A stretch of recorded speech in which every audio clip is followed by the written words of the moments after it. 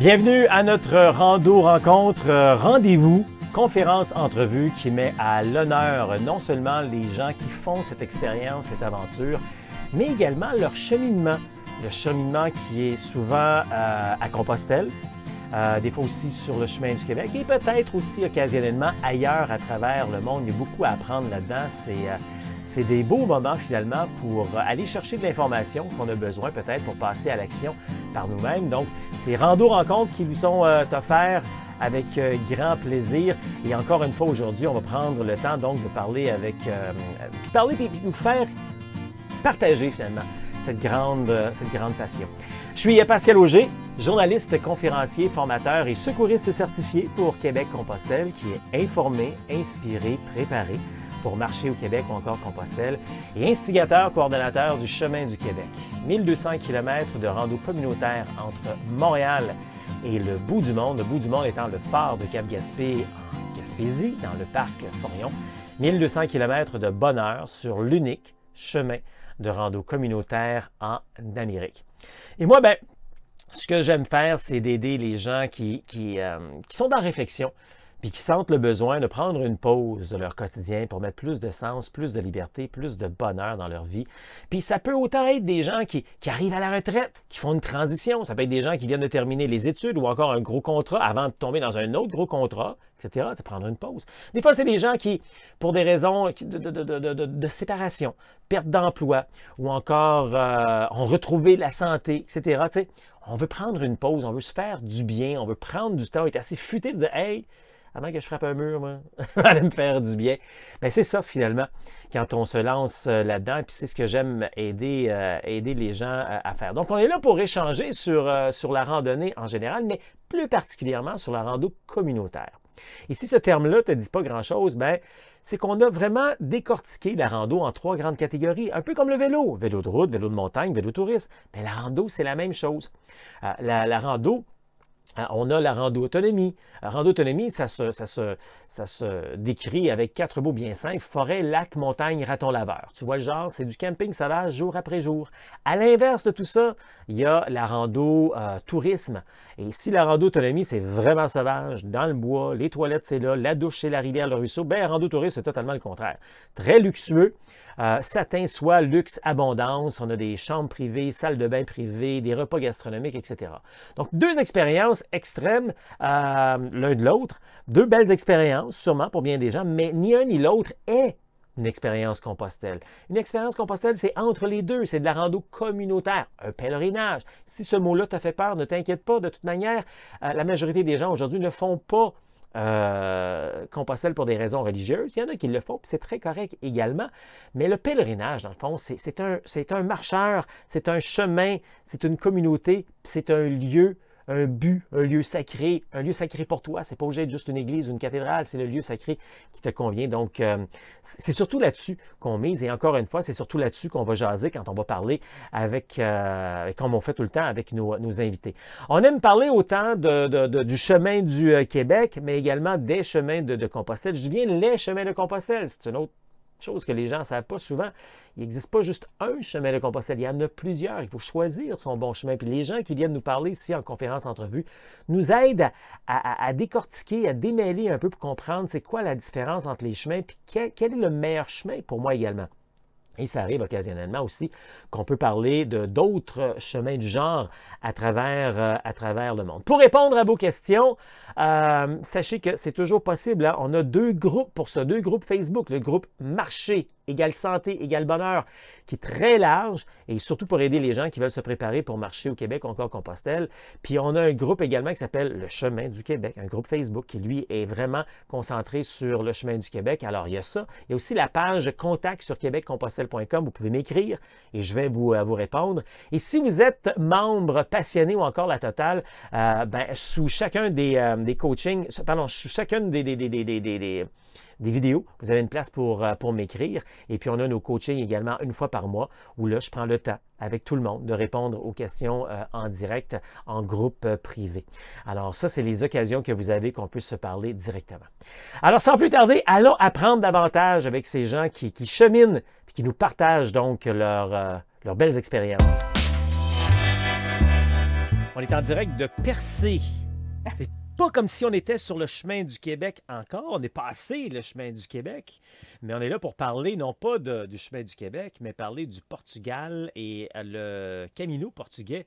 J'allais dire à partir de la côte, mais c'était de la côte, c'était le central, c'était l'intérieur, un sorte de mélange. Allô Nancy!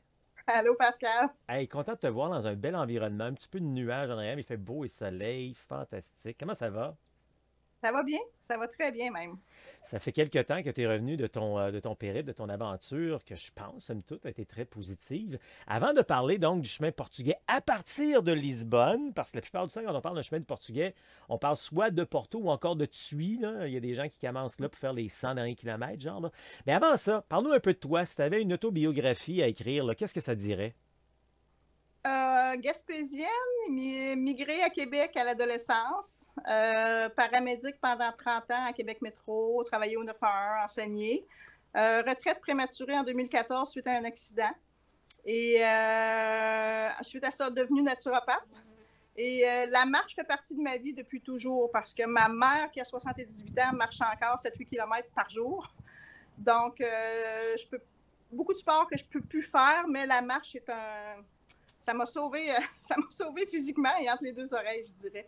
Donc, chaque fois que je veux me ventiler, me remettre en forme, que je suis positive, je suis négative, peu importe la marche, pour moi, c'est un exutoire, littéralement. Donc, tu t'obstineras pas, toi, quand on dit que la marche, c'est bon pour la santé physique, santé mentale et pour l'estime de soi, hein? Absolument, absolument. Génial, c'est le fun. Hey, avant de partir pour le Portugal, tu avais quoi comme expérience de longue rando? 15 kilomètres. OK. En termes de distance ou... De distance ou tu sais, de séjour, de partir pendant 3 semaines, un mois?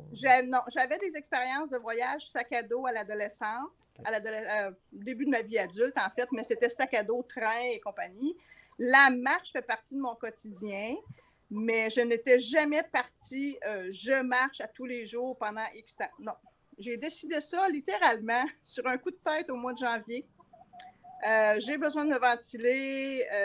Je viens de vous dire qu'on est à la retraite. On pensait qu'on serait relax à la retraite, mais en fait, on a tout fait ce qu'on devait faire les dernières années, mais on l'a fait dans un an. Donc, à un moment donné, j'ai dit, ça suffit, je vais exploser, il faut que je parte. Donc, même avec mon conjoint, ça a été, ben oui, vas-y, Nancy, ça va te faire du bien, go. Puis comment est arrivée l'idée de Compostelle? Tu connaissais ça? Ça t'a tombé Oui, dessus? Comment c'est j'avais arrivé, déjà ça? entendu parler de Compostelle, puis j'aurais pu marcher ici au Québec sans aucun problème, mais je dois faire une parenthèse avec la pandémie, compte tenu de ma condition médicale, je ne pouvais plus voyager, je ne suis pas vaccinée, je ne suis pas vaccinable, parce que médicalement parlant, c'est impossible, donc je ne pouvais plus voyager. Et ça me manquait beaucoup, fait que tant qu'à marcher, tant qu'à me ventiler, mais j'ai regardé, puis ce qui était le plus facile, parce que mes deux genoux aussi on sont hypothéqués. Le Portugal semblait être l'endroit le plus soft de ce que je lisais. Donc, j'ai dit, parfait, je m'en vais au Portugal et à la fin du voyage, en Espagne, ma soeur va venir me rejoindre, qui est en Allemagne. On va passer 2 semaines ensemble là-bas. Donc, c'est un tout. Je ne sais pas si tu le savais, là, mais vraiment, là, tu donnes un beau coup de pied dans le derrière à bien des gens qui soit hésitent, ou encore des femmes, des fois, qui se disent qu'ils ne veulent pas partir seules, ou des gens en général qui disent ah, je t'inquiète. Écoute, tu as fait plein d'affaires, plein d'affaires. Tu es partie seule, tu es une femme, tu as fait des chemins que tu n'avais jamais fait, tu as les genoux fatigués, tu as une situation médicale. Écoute, puis tu sais, tu te dis let's go, là, je pars. Hein? Absolument, absolument. Sincèrement, tous les gens ici qui me disent Nancy, t'es courageuse, t'es hot, blablabla. Moi, je leur dis toujours, écoutez, vous êtes tous capables de le faire. C'est parce que vous en prenez pas conscience. C'est que marcher. Oui, il y a des journées qui sont plus fatigantes et tout. Et moi-même, mon orgueil en a pris pour son rhume parce qu'après 200 km, j'ai dû donner mon sac à dos à une entreprise. Je ne savais pas que ça existait. Pour moi, c'était terminé, Compostelle. Mais parce que j'avais une charge au niveau de mes médicaments. J'avais en partant 10 livres juste de médication, en plus de mon sac ordinaire. Donc, je suis partie avec un sac de 27 livres, ce qui était complètement ridicule. J'aurais dû avoir un sac de 13 livres. Donc, à un certain moment donné, il y a quelqu'un qui me dit, ben non, donne ton sac à une entreprise. Compostelle, c'est pas terminé tant que tu marches. J'ai fait, OK, oh my God, merci, merci. C'est ça. J'ai continué comme ça, puis oui, c'est faisable pour tout le monde. Prenez le temps. C'est ça. C'est faisable tant et si longtemps qu'on a compris le message puis qu'on se met à l'action, qu'on le décide. Parce que quand on fait juste regarder le train passer, c'est le fun, là, mais on reste à la même place dans ce temps-là. Hein. Je le dis tout le temps. Si tu veux pas que tes 5 prochaines années ressemblent à les 5 dernières, ben passe à l'action, fais du changement puis prends une décision. Hey, parlons de ça. Donc, tu as décidé de partir, puis toi, tu as décidé de partir, ben, on le disait tantôt, de Lisbonne et non pas de Porto. Déjà au départ, pourquoi de Lisbonne et non pas de Porto, qui est un classique? Instinct, intuition, honnêtement, je voulais marcher. Pour moi, c'est bizarre à dire, 300 km, c'était comme pas assez. Je savais que je marchais facilement 15-20 km d'une journée sans problème. J'avais sous-estimé mon sac à dos. Mais non, c'était voir plus de pays. C'était pas. J'avais pas d'objectif défini, couler dans le béton. Pour moi, ça se met pas dans un voyage. Couler dans le béton, dans un carcan, ça va pas avec moi. Donc, je pars de Lisbonne, puis advienne que pourra. Je m'en vais pas sur une autre planète. Là. Il y a toujours de l'aide, il y a toujours du monde, il y a toujours de quoi. Ben oui, même si c'est une autre langue, c'est des êtres humains, puis ils peuvent t'aider également, tout ça. On va en parler de ces spontanéités-là, parce qu'un peu plus loin, tu as fait beaucoup de spontanéité, mais juste avant, on dit beaucoup qu'entre Lisbonne, tu t'en es peut-être aperçu à partir de Porto, qu'entre Lisbonne et Porto, c'est moins balisé, c'est moins évident et tout. Bon, vu que toi, tu allais à l'aventure, ça t'a peut-être pas dérangé, mais est-ce que c'est vrai, finalement? Il faut un petit peu plus que tu sois à ton affaire? Oui. Honnêtement, ça, c'est la partie... faut le faire parce que ça fait partie de la game. Moi, dans mes partages avec ma famille, ce que je leur disais, c'est que la vie non plus, c'est pas toujours un long fleuve tranquille, c'est pas toujours des beaux champs, des beaux paysages. Je me suis permis de faire des capsules vidéo dans des parcs industriels, sur le bord d'autoroute. J'ai goûté à tout. Puis ça fait partie. La vie, c'est comme ça.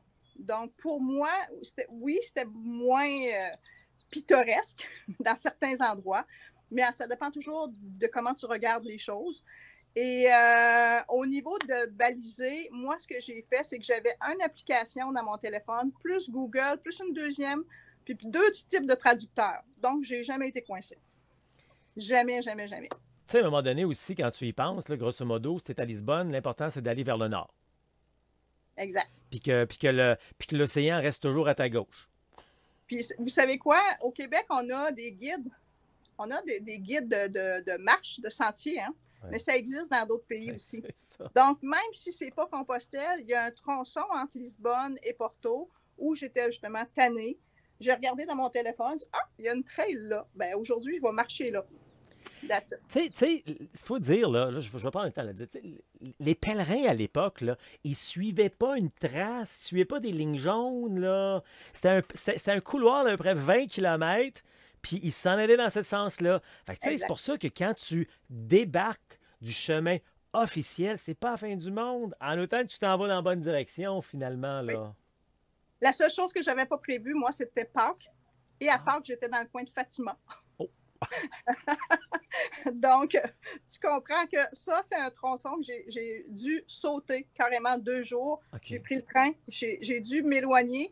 Parce qu'il n'y avait plus rien, ni auberge, ni hôtel, ni Airbnb, peu importe, il n'y avait plus rien.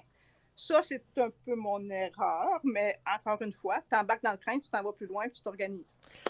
Quand tu es arrivé à Porto, tu as eu un petit pépin de santé et donc tu as pris une pause. Tu avais du temps. T'avais-tu pris un billet aller, puis ensuite tu as acheté un autre billet, ou tu avais vraiment mis de l'espace entre les deux? Ah oui, j'avais vraiment mis 7 semaines. OK. Donc, quand tu es arrivé à Porto, petit pépin, tu es obligé de rester là pendant quelques jours. Pour mieux repartir. Parfait. Puis, petit pépin qui t'a obligé d'aller à la pharmacie, à l'hôpital, à la clinique? En fait, moi, je traitais tous les jours. Au tout début, comme à peu près tout le monde, j'ai eu des ampoules. Puis, c'était rien de majeur parce que ma formation fait que je traitais ça oui. Le lendemain matin, il n'y avait plus rien. Ou presque. Donc, puis en plus, entre Lisbonne et Porto, j'avais donné ma médication à une fille qui en avait besoin. Donc, quand je suis arrivée à Porto, je suis allée en pharmacie. Et là-bas aussi, ils sont très compréhensifs. Ce qu'on appelle ici polysporin pour l'infection, bien là-bas, il y avait Fiducine. C'est exactement la même chose. C'est juste le nom commercial qui change. Donc, je me suis traitée, littéralement. Je me suis donné 24 heures. C'est une infection. Donc, j'ai bien pris le temps de marquer où était mon infection. Et le lendemain, ça grandit, je m'en vais à l'hôpital. Ça se résorbe. Je fais juste me reposer. Puis effectivement, j'ai été très chanceuse. Ça s'est résorbé rapidement. Je l'ai pris à temps. Tu parles portugais? Pas du tout. C'est ça que je voulais que tu me dises, puis c'est ça que je veux que les gens comprennent. C'est pas parce qu'on parle pas la langue qu'on peut pas se débrouiller. De un, maintenant, il y a des applications, là, mais on finit par se comprendre, OK? Fait qu'arrêtez de paniquer parce qu'on parle pas la langue locale, là. Vous savez quoi? J'ai passé ma vie à travailler à Québec, qui est une ville très touristique. Et quand les gens essaient de parler ta langue, ne serait-ce que dire bonjour, automatiquement, les gens sont ouverts. Les gens vont nous aider. Les Portugais là, sont très accueillants, sont très famille. Moi, j'ai adoré ce peuple-là. J'aimais beaucoup les Espagnols, mais là, le Portugais a pris un peu plus le devant. Mais oui, dès qu'on essaie, ne serait-ce que les paroles, les petits mots de politesse, merci, bonjour, tout ça, le reste, traduction, puis les gens tout de suite vont t'aider. Puis j'ai vu des endroits où je l'ai demandé un exemple. Dans mon cas, c'était toujours aller à la toilette et rentrer dans un café. Est-ce que je peux utiliser votre toilette? Non, mais les gens sont venus. Ils ont des personnes âgées, ils se sont occupés de mon sac à dos. Puis une qui m'a pris, elle dit, viens avec moi. Elle m'a amené dans sa maison privée. Les gens sont aidants. C'est sûr qu'une grande ville versus la campagne aussi, c'est différent. C'est pareil comme ici, la même chose. Ensuite, quand tu es parti de Porto pour te rendre jusqu'à Santiago, mais tu étais très aventurière, tu as fait du zigzag. Je veux dire, habituellement, on prend soit le chemin intérieur, le chemin central ou le chemin côtier. Toi, tu t'es promené partout à travers ça. J'ai jamais entendu ça, là. Parle-nous de ça. En fait, quand je suis partie, pour moi, je savais qu'il y avait 3 chemins principaux. Mais comme je vis à la campagne, je vis sur le bord de la mer, pour moi, marcher sur le bord de la mer, c'est comme... Et je suis aussi une chasseuse, donc la montagne, c'est pareil pour moi, c'est pas différent, c'est quelque chose de pas étranger. Donc, je me suis dit, ben, je vais partir comme ça, puis je verrai, s'il fait trop chaud, trop froid, j'alternerai. Puis c'est ce que j'ai fait. Puis, je vous dirais que les 3, je les ai adorés. Les 3 avaient des bons et des mauvais côtés, comme n'importe quoi. Mais la côte, c'était quelque chose. J'avoue, je suis gaspésienne, la mer me parlait plus. Mais non, puis encore une fois, c'est faisable, ça aussi, là. C'est qu'à un moment donné, il y a toujours des embranchements et c'est toi qui décides. Ça peut faire prolonger notre voyage, mais si on a le temps, c'est pas un problème. Effectivement, quand on est sur la côte, à un moment donné, il peut y avoir un chemin. Puis s'il n'y en a pas, je veux dire, s'il n'y a pas un chemin officiel, tu peux suivre d'autres chemins, toi, puis te rendre sur les autres si tu veux.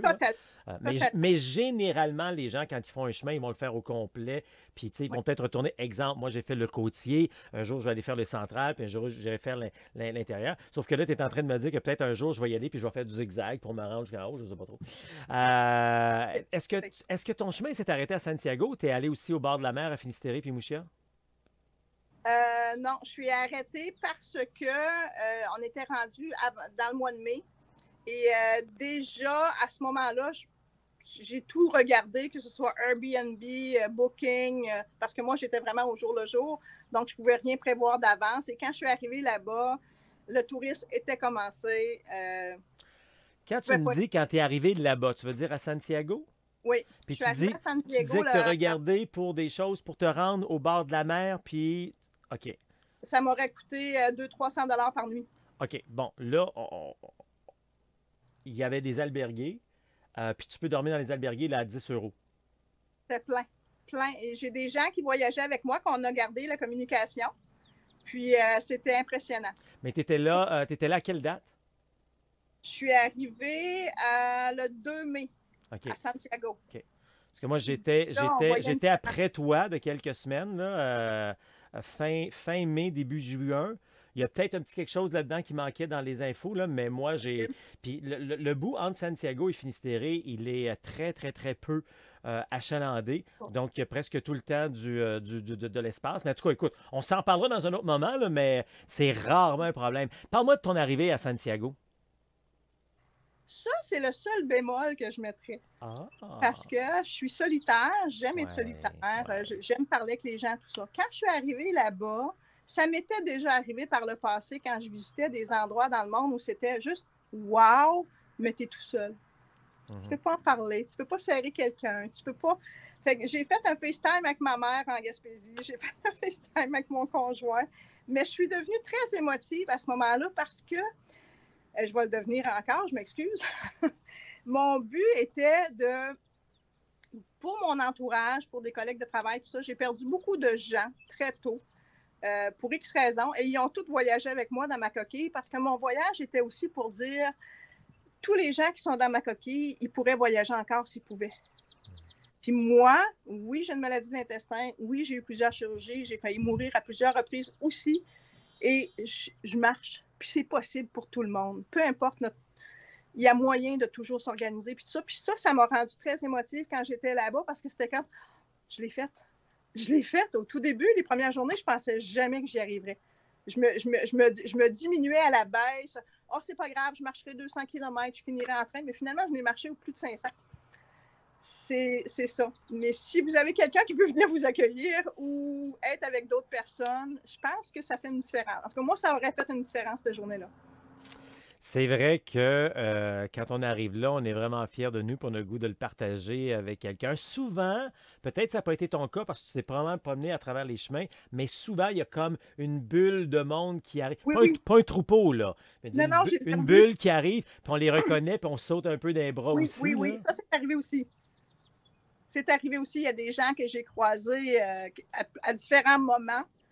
Puis rendu là-bas, oui, on s'est. Puis même, moi, je suis restée 4-5 jours de plus à Santiago avant de reprendre l'avion pour le Barcelone.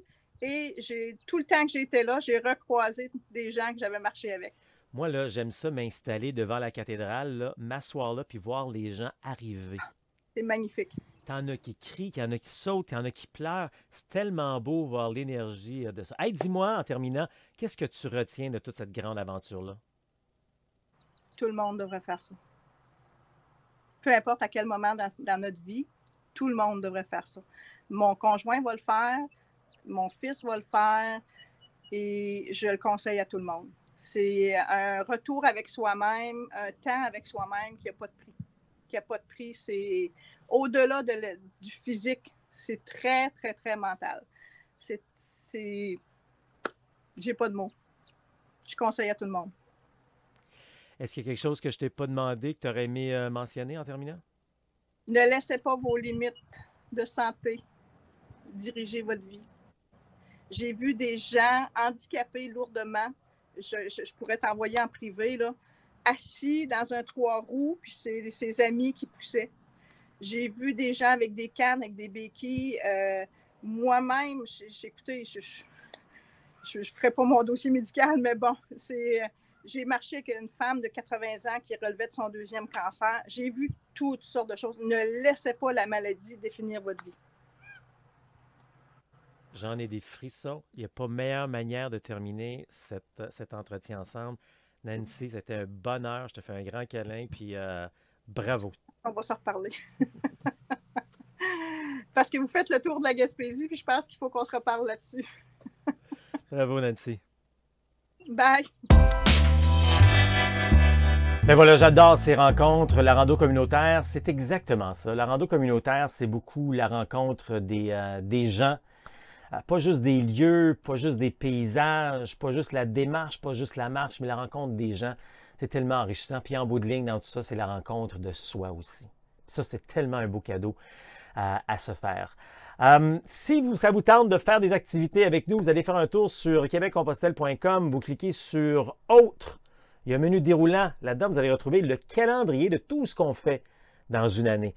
Tous les blocs, tout ce qui est en blanc, écrit en rouge, c'est des activités PDF, occasions gratuites. Des podcasts, des Facebook Live, etc. Donc, 60 à 75% du calendrier, c'est gratuit. Que vous pouvez participer donc à cette belle communauté et la faire grandir davantage. Alors, si vous avez des questions, ben nous autres, on a des réponses pour vous, autant pour la marche au Québec ou encore Compostelle. Il y a bien des manières de pouvoir se jaser. Il y a Il y a les différents groupes aussi qu'on a. Marché égale santé égale bonheur. Et puis, il y a aussi l'autre groupe Facebook, Chemin du Québec. On peut répondre à plein de questions. Il y a aussi l'onglet Contact dans Québec-Compostelle. On clique sur Contact, on peut écrire par courriel. Et il y a aussi la possibilité de jaser quand vous êtes membre passionné ou encore la totale. À chaque mois, on fait un coaching. Je réponds à toutes vos questions que vous avez dans votre préparation. Parce qu'en bout de ligne, Québec-Compostelle, c'est de rendre la rando 3A. Agréable, accessible et abordable. Agréable, c'est quand on est bien préparé, quand on est bien équipé, ça devient le fun. Accessible, c'est de réaliser que on peut faire ça également dans notre environnement, dans notre entourage. On n'est pas obligé d'aller se rendre jusqu'à Compostelle, mais si on veut le faire aussi. Puis abordable, le but ici, ce n'est pas de vous vendre de l'équipement, c'est de vous faciliter la vie, de vous donner tous les outils, toute l'information pour que lorsque vous serez rendu là, après la préparation, c'est-à-dire après de s'être informé, après de s'être inspiré, quand vous serez rendu à la préparation, d'avoir tous les outils nécessaires pour faire le bon choix pour que ça vous coûte le moins cher possible. Parce que c'est pour ça qu'on part toujours avec le 3G également. Tout ce qu'il y a dans votre garage, dans votre grenier, dans votre garde-robe. Et après, s'il nous manque de quoi, on ira en magasin. Il n'y a pas un magasin qui va vous dire ça, évidemment. Un magasin, c'est un magasin, il faut dire des vraies affaires. Ils veulent vendre des trucs. Alors nous, on vous dit exactement ce que vous avez besoin, ce que vous n'avez pas besoin. Puis si vous voulez vous faciliter la vie, même, on a tout mis ça disponible sur une plateforme qui s'appelle Les Indispensables de la rando. Ça aussi, c'est disponible en allant faire un tour sur québeccompostelle.com. On clique encore une fois sur le menu Autres. Et là, tout à coup, apparaît un menu déroulant. Et là, vous avez Les Indispensables de la rando. Il y a même la liste complète. Là, si vous voulez télécharger la liste, on vous donne plein d'affaires de grande valeur. Hein? On ne cache rien. Vous allez avoir la liste de tout ce que vous avez besoin. Mais quand je dis tout ce que vous avez besoin, c'est uniquement ça pour avoir un sac à dos de cette grosseur-là, pas plus gros, avec pas un plus gros poids. On n'est pas là pour vendre des trucs que vous n'avez pas besoin, OK? Donc, c'est une petite liste. Et si vous voulez pas vous casser la tête, c'est pour ça qu'on a créé les Indispensables de la rando. Vous n'êtes donc pas dans un magasin à vous casser la tête. Bon, c'est quel pantalon je devrais prendre, quel chapeau je devrais prendre, quelle lampe je devrais prendre, quel bâton je devrais prendre. On a tout sélectionné. Il faudrait juste à choisir les grandeurs puis la couleur. C'est tout. Mais vous pouvez acheter où vous voulez. Nous, on a juste mis ça là pour vous faciliter la vie. Alors, c'est là puis c'est disponible pour vous. Parce qu'en bout de ligne, moi, j'aime ça aider les gens. Ma spécialité, c'est d'aider les gens qui partent de zéro ou qui sont débutants, qui ont un peu d'expérience, mais pas énormément, là, et qui veulent réussir.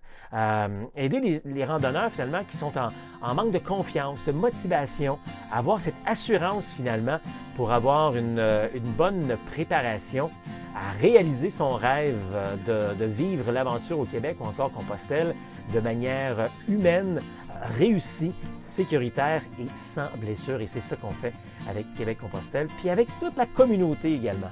Alors, laisse-toi emporter par la communauté. Tu vas rencontrer plein de gens qui vont t'inspirer également, comme on l'a vécu avec notre conférence entrevue aujourd'hui. Tu mérites une pause. Alors, réalise ton rêve de marcher au Québec ou encore Compostelle. Ça marche.